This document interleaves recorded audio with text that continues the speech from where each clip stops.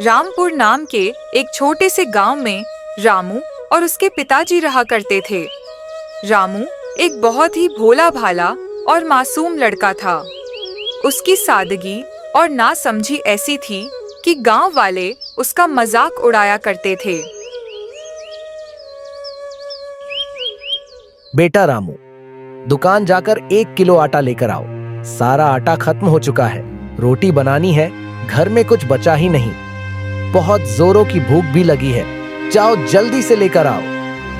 ठीक है पिताजी, मैं अभी जाता हूँ। दुकान यहाँ पास में ही तो है, जाके ले आता हूँ। अरे रामू बेटा सुनो, जरा आटा लेते वक्त थोड़ा ध्यान रखना, अच्छी क्वालिटी का लेना। पिछली बार जो लिया था वो ठीक नहीं था। रामू दुकान से आटा की जगह चावल लेकर अपने घर चला जाता है। जैसे ही उसके पिताजी देखते हैं कि वह आटे की जगह चावल लेकर आ गया, वह उससे पूछते हैं, अरे रामू बेटा, मैंने तुझसे कहा था कि आटा लेकर आना है, तो तू चावल लेकर आ गया। मैंने तुझे जाते वक्त समझाया था ना, किधर ध्यान रखता है, एक काम ढंग से नहीं करता है तू। पिताजी, आपने तो मुझसे कहा था चावल लाने को, तो मैं चावल ही लेकर आया हूँ। इसमें मेरा क्या गलती है? कुछ दिनों के बाद गांव में गर्मी के कारण सूखा पड़ जाता है। पेड़ पौधे मुरझा जाते हैं और खेत बंजर हो जाते हैं। गांव के सभी लोग पानी के लिए तरसने लगते हैं। प्यास से उनकी हालत खराब होने लगती है। बच्चे, बूढ़े, जवान सब पानी की एक एक बूंद को तरसते हैं। ऐसे में गांव का एक जमींदार, जिसकी जमीन पर किसी चमत्कार से थोड़ा पानी बचाकर रखा था, वह उस पानी को ऊंचे दामों पर बेचना शुरू कर देता है। जमींदार जी, पानी भी कोई बेचने की चीज होती है? ये तो ऊपर वाले की देन है, प्रकृति का वरदान है, जिसे सबके लिए खुला होना चाहिए। आप इसे क्यों बेच रहे हैं? अरे रमेश, ये मेरी जमीन पर है तो मेरा हक हुआ ना, और मैं अपनी चीज का जो मन करे वो कर सकता हूँ।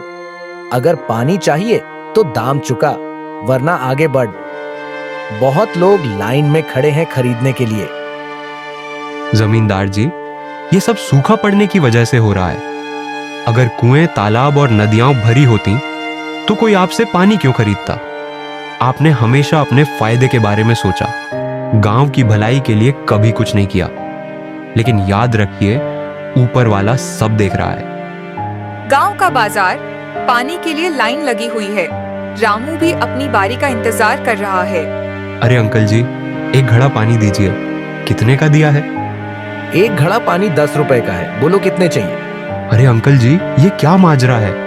कल ही तो आपने मेरे हाथ में एक घड़ा पकड़ाया था, और वो भी 5 रुपये में। आज सुबह सुबह दाम 2 गुना कैसे हो गया? 10 का कैसे कर दिया? ये तो सरासर अन्याय है। अरे भाई, अन्याय वन्याय चिल्लाने से कुछ नहीं होगा। सुनो तो सही, पानी खत्म हो रहा है, समझे? टैंकर की आवाजाही कम हो गई, नदियां सूख रही हैं, कुएं बंजर हो गए हैं। ऐसे में दाम तो बढ़ेंगे ही। कल 5 का था, आज 10 का है। ये बाजार का नियम है, मेरी मजबूरी है। लेना हो तो लो, वरना दूसरे जगह से जाके ले सकते हो। रामू एक जार पानी लेकर घर आ जाता है। पिताजी, खाना तो किसी तरह बन ही जाएगा, लेकिन खेतों का क्या? पूरा खेत सूख चुका है। हरियाली तो जैसे हमसे रूठ ही गई हो। अगर बारिश नहीं हुई तो इस बार फसल बिल्कुल बर्बाद हो जाएगी। बेटा, हालात सच में बहुत खराब हो चुके हैं। पहले जब सूखा पड़ता था तो पास के गांवों से मदद मिल जाती थी, लेकिन अब तो वहां भी पानी का अकाल पड़ चुका है। कुछ ही दिनों में जमींदार के तालाब का पानी भी पूरी तरह सूख जाता है, जिससे पूरे गांव को पानी की भारी किल्लत से जूझना पड़ता है। हालात दिन ब दिन बदतर होते जा रहे थे। रोज की जरूरतों के लिए पानी जुटाने की बड़ी चुनौती खड़ी हो गई थी। इस गंभीर समस्या से निपटने के लिए सरपंच ने तुरंत एक सभा बुलाई, ताकि इस तुमने देखा बहन, तालाब पूरी तरह सूख चुका है। अब हम पानी कहाँ से लाएंगे?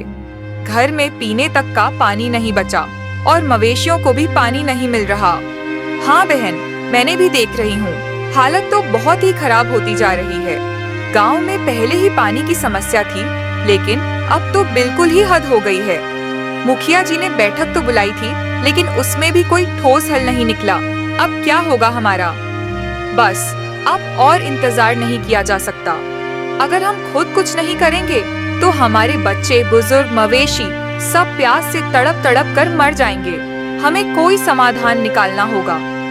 बहन, मगर करें क्या? बारिश भी समय पर नहीं हो रही और बाकी जल स्रोत भी सूखते जा रहे हैं। अगर कहीं पानी बचा भी है तो वहां तक पहुंचना आसान नहीं। ऊपर से इतना धूप और गर्मी है।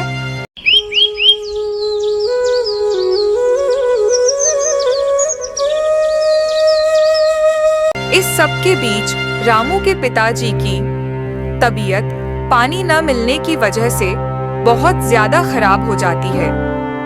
गांव पर एक नई मुसीबत मंडराने लगती है। रामू के पिताजी की हालत दिन ब दिन बिगड़ती जा रही थी। बेटा, अब तो लगता है कि इसी प्यास के साथ हमें मर जाना होगा। ये पानी की कमी अब हमारी किस्मत बन चुकी है। नहीं नहीं पिताजी, आप ऐसा मत कहिए। मैं आपको मरने नहीं दूंगा। मैं कुछ ना कुछ इंतजाम जरूर करूंगा। जब तक मेरे अंदर सांस है मैं हार नहीं मानूंगा। मेरे रहते हुए आपको कुछ नहीं होने दूंगा। बेटा, सारा गांव पानी की समस्या से जूझ रहा है। मुखिया जी भी क्या करेंगे? जब खुद उनके पास कोई हल नहीं तो हमें क्या रास्ता दिखाएंगे? नहीं पिताजी, मैं हार नहीं मान सकता। मैं अभी मुखिया जी के पास जाऊंगा, पंचायत से बात करूंगा, सरकार तक अपनी आवाज पहुंचाऊंगा। अगर जरूरत पड़ी तो कुआं खुदवाऊंगा, पहाड़ों से पानी लाने की कोशिश करूंगा। लेकिन आपको बचाने के लिए मैं कुछ भी करूंगा। रामू पंचायत में पहुंचता है और मुखिया जी से अपनी बात रखता है। मुखिया जी, खेत बंजर हो गए हैं, कुएं सूख चुके हैं और अब मेरे पिताजी की हालत बहुत खराब होते जा रहा है। अगर उन्हें पानी नहीं मिला तो वे बच नहीं पाएंगे। रामू, तू बहुत मासूम है। मैं समझ सकता हूँ कि अपने पिताजी को बचाने के लिए तू कुछ भी करने को तैयार है। लेकिन सोच, जब पूरे गांव में ही पानी नहीं है तो तुझे अपने पिताजी के लिए पानी कहां से मिलेगा? लेकिन मुखिया जी, इसका कोई ना कोई रास्ता तो होगा। हम ऐसे ही हाथ पर हाथ रखकर नहीं बैठ सकते। अगर पानी नहीं है तो हमें उसे खोजना होगा। मैं अपने पिताजी को मरते हुए नहीं देख सकता। बेटा, एक रास्ता है, पर वह रास्ता बहुत खतरनाक है। मैंने अपने बड़े बुजुर्गों से सुना है कि पास के रेगिस्तान में एक तालाब है, लेकिन वह कोई आम तालाब नहीं है। वहां एक जादूगरनी रहती है। वही गांव में पानी पहुंचाती थी, लेकिन वर्षों से कोई वहां जाने की हिम्मत नहीं कर पाया। अगर वह तालाब सच में मौजूद है तो मैं वहां जाऊंगा। मैं पानी लेकर लौटूंगा, चाहे कुछ भी हो जाए। बहुत समय पहले की बात है। जनकपुर राज्य में एक राजा धर्मवीर शासन करता था। उसकी 6 रानियां थीं। राजा बहुत ही दयालु और सूरवीर था। वह हमेशा अपनी प्रजा की भलाई के लिए कार्य करता। राजा ने एक एक करके 6 रानियों से विवाह किया, परंतु किसी भी रानी से उसे संतान की प्राप्ति नहीं हुई। वह दिन रात एक चिंता उसे खाए जा रहा था। वह सोचता कि मेरे मर जाने के बाद इस राज्य को कौन संभालेगा। सभी तीर्थ स्थानों में जाकर पूजा की, दान पुण्य किया, लेकिन फिर भी उसे संतान की प्राप्ति नहीं हुई। एक दिन राजा धर्मवीर शिकार करने के लिए जंगल में गया। वह एक हिरण का पीछा करते करते जंगल के अंदर चला गया, परंतु हिरण उसकी आंखों से ओझल हो गया। अब राजा जंगल में इधर उधर हिरण को ढूंढने लगा। वह ढूंढते ढूंढते एक झरने के पास पहुंच गया, जहां एक सुंदर कन्या स्नान कर रही थी। राजा ने उसे देखते ही मन मोहित हो गया। कौन है ये सुंदर कन्या और बीच जंगल में स्नान कर रही है, वो भी अकेले? तभी उस सुंदर कन्या की नजर राजा पर पड़ती है। वह झट से सरोवर से निकलकर उसके पास आई और बोली, आप कौन हैं और इस जंगल में क्या कर रहे हैं? आपको दिखाई नहीं दिया कि मैं स्नान कर रही थी। मैं इसके लिए क्षमा चाहता हूं, आपको स्नान करने में बाधा उत्पन्न किया। मैं जनकपुर का राजा हूं। इस जंगल में शिकार करने आया था, परंतु रास्ता भटक गया हूं। वैसे आप इस सुनसान जंगल में अकेले स्नान कर रही हैं। आपको डर नहीं लगता? हाँ, मैं इस जंगल में लकड़ियां और फूल इकट्ठा करने आती हूँ और स्नान भी कर लेती हूँ। अगर तुम बुरा ना माने तो क्या मैं तुम्हारा नाम जान सकता हूँ? मेरा नाम चंचला है। पास ही मेरा गांव है। मैं अपनी माँ के साथ रहती हूँ। मेरा पिताजी नहीं है। इन्हीं फूलों को बेचकर हम अपना गुजारा करते हैं। वाह चंचला जी वाह, आपकी बातों में जादू है जादू। वैसे आप बहुत सुंदर लगती हैं, बातें भी अच्छी करती हो। अच्छा, अगली बार मैं यहाँ आऊंगा तो क्या तुम मुझसे फिर मिलोगी? हाँ हाँ, बिल्कुल। मैं हमेशा यहीं आती रहती हूँ। अगर मैं यहाँ ना मिलूं तो आप मेरे गांव आ सकते हैं। अच्छा, अब मैं चलती हूँ। मेरी माँ मेरी राह देख रही होगी।